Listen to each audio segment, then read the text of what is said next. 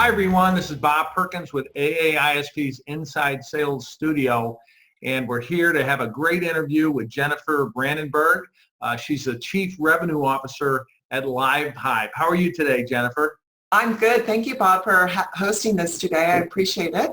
Well, it's a great topic. The topic has to do with building a high-velocity sales team, and Jennifer is going to share some of the best practices around that.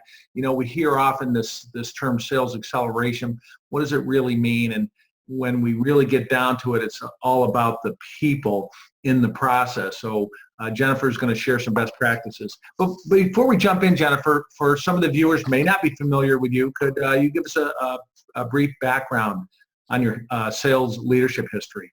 Certainly. I've been in the high technology software industry for over 25 years, started my career at Oracle and did a second tour of duty there as well. And most recently was at Good Technology building their organization and had a high velocity sales team, which we grew from 0 to 75 people and over 65 million in revenue.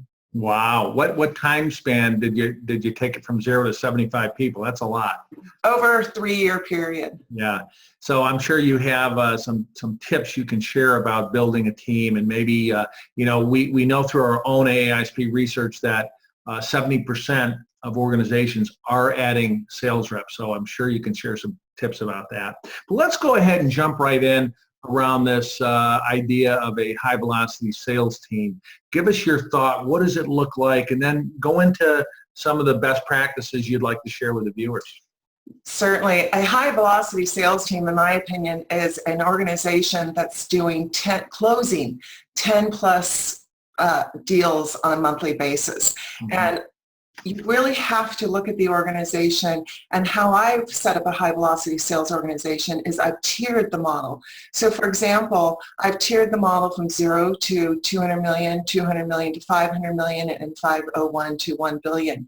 And through tiering the model, you're able to really pinpoint the metrics on where you have the how many prospects you need in your funnel and how many deals. So for example, sorry. No, Jennifer, I just, that's great. If you could clarify for the viewers. So when you say the tiering 0 to 200 million, is that the target company size? That's the target company size, Great. yes. So when you set up a model and you want a high velocity sales model and you tier the company size, obviously when you have a larger company, you're not going to be closing as many deals because your ASP is larger, but when you have a smaller company, your ASP is smaller. So you want to look at the size of the company and then tier it that way, and so you know precisely from a metric standpoint how many deals each rep needs in the funnel and how many deals each rep needs to close on a monthly basis in order to make that number.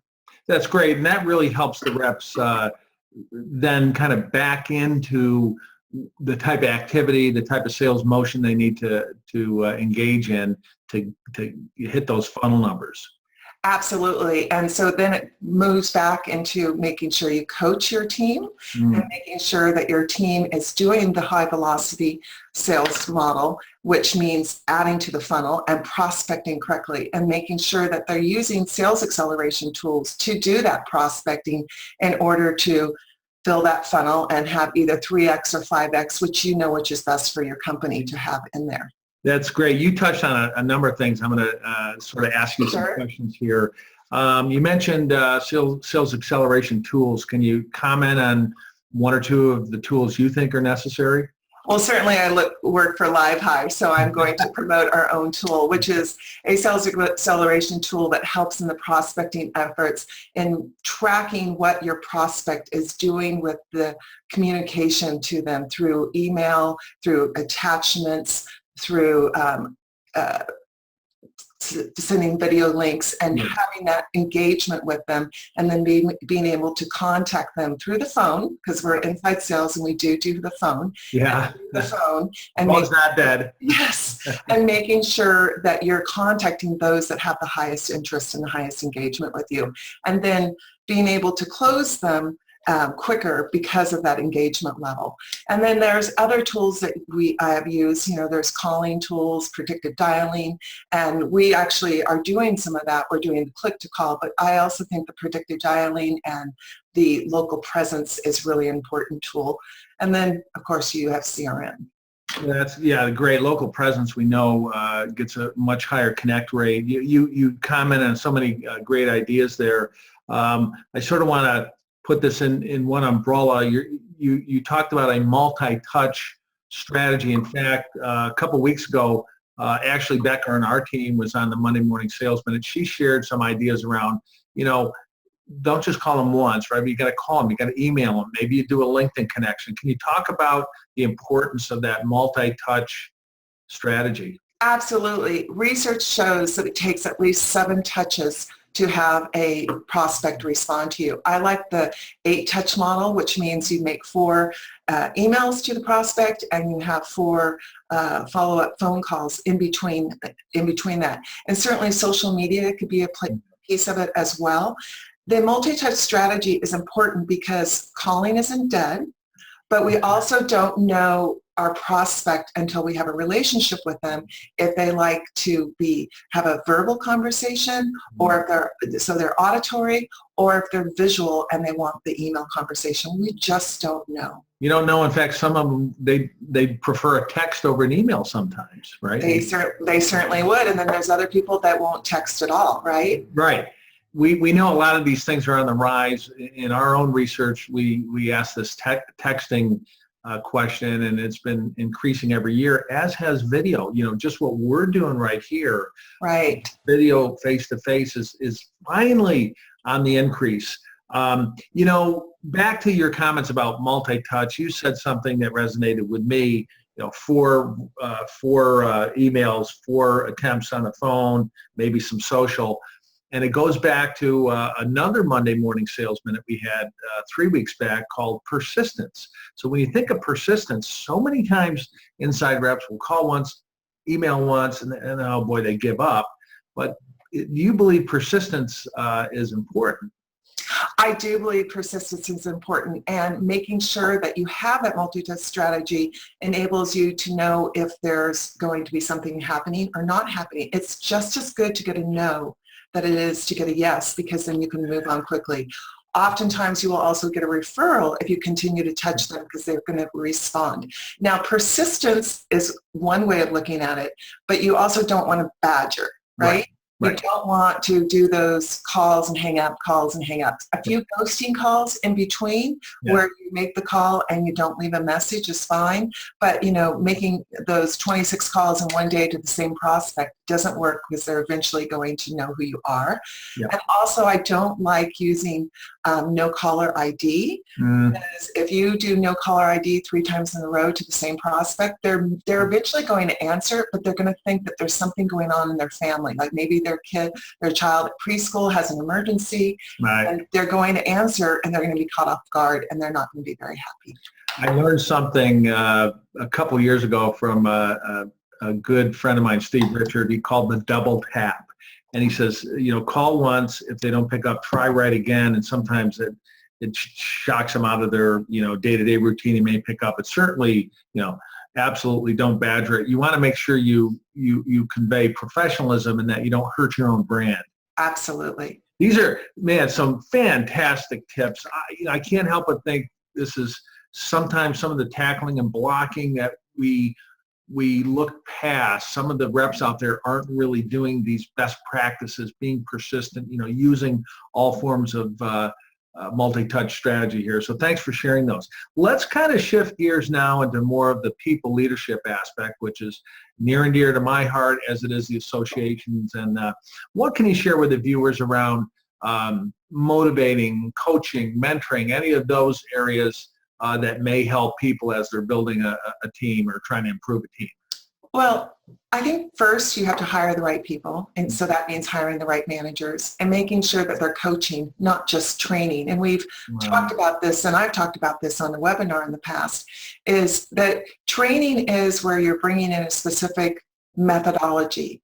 And that could be the multi-touch strategy.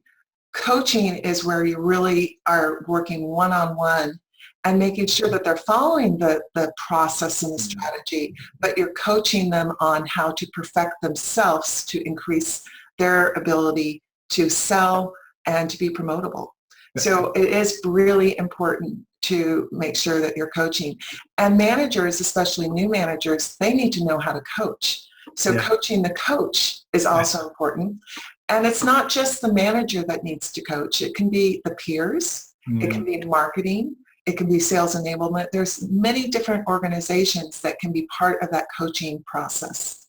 Yeah, that's great. Some really good points there. I really like what you said a minute ago, that they, meaning the individual rep, has to care about improving themselves. So I believe that instead of thinking train me. By the way, I need to mention something. Training and development, which we could put coaching in there, that came back for the first time ever in our top challenges research as the number one number one challenge for leaders. And the reps themselves said it's number 2 on my list, only behind getting better leads. Well, of course reps want better leads, but they say, I want training and development. So your point that you just made is, yeah, we can train, we can coach, but you know what? That can be partly your own responsibility to read a book once a month. Yeah. All the blogs out there, read tips about selling, view videos like these. So really good point. As we kind of wind down the interview, we'll stay on this leadership theme. Any other areas around leadership for leaders that would help them to build a high-performing team? Well, right-size your organization, right? You're going to have a high-velocity sales model, and you're going in and you're selling to a certain target. And like I said, right-size, as I started the conversation, right-size your sales model. You may start at the beginning and saying, I'm selling to all those companies under 500 million. But then as you start to experiment in that space, start to tier the model. So right-size the model for the organization and your growth and the verticals that you're going after. So really make sure that you're looking at all those metrics from an inside sales perspective that we all manage by, the callings, the connects, the activities, the engagement of the prospect, but look at all the metrics and then start to right size the model based upon that. Yeah, great tip. And one thing you mentioned a few minutes ago, hire right, and hiring and recruiting is still a top challenge. We're growing so fast. There's really a candidate shortage. There's a leadership candidate shortage. So any final tip for the viewers around things they can do to make sure they do hire right? Hiring is a challenge, but it also can be a wonderful opportunity. If you have good leaders, they're going to attract the right people. And I like to always have a diverse organization and a diversity of experience, diversity of age, and diversity of where they want to go with their career. So having all of that, I think, makes sure that you have a good organization. And then just make sure that you interview. If you can't interview in person, make sure you're doing something like this, that it's over Skype or it's over something else that you can view them. Because while they're inside sales and we want to see what their phone presence is like, there's nothing like seeing somebody in person. That's fantastic and a good tip. Do all methods. Definitely see them, get them in person, but over the phone is good so you can hear their passion and energy. And diversity, I want to just add something to that. We at the AISP, we stand behind a women in sales leadership movement. Yeah. A group out there called Women Sales Pros. You may have heard of it, headed up by Lori Richardson. We just did a Women in Sales Leadership series that we just ended on Inside Sales Studio. So we're putting a plug in for if you're a man or a woman in leadership, let's keep our eye out to hire some good women for these leadership roles. We have a shortage. It's the right thing to do. Jennifer, that was super great talking to you today. You had some phenomenal tips. How can individuals maybe continue a dialogue with you? How could they get in touch with you? What's the best way? They can contact me at jbrandenburg with a U at LiveHive.com. Excellent. We'll make sure we share that with the viewers. We appreciate everyone watching this Inside Sales Studio interview with Jennifer Brandenburg. Everyone have a great day. Thanks again, Jennifer. Thank you, Bob. Until next time, good selling. Thank you.